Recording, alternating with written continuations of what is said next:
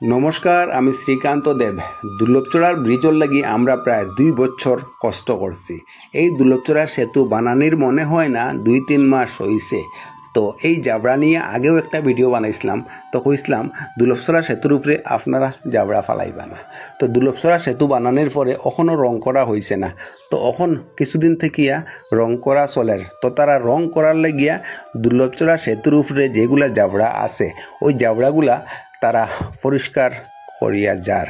আর দুর্লভচড়ার কিছু ভদ্র সমাজের মানুষে আবারও তারা ওই ফুলের উপরে জাবড়া ফালাইয়া যার।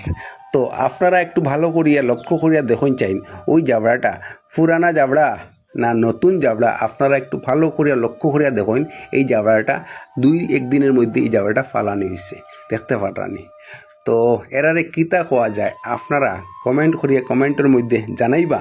আর এই ভিডিও এত বেশি বেশি করে শেয়ার করবা যাতে সবার সামনে এই ভিডিও পৌঁছায়।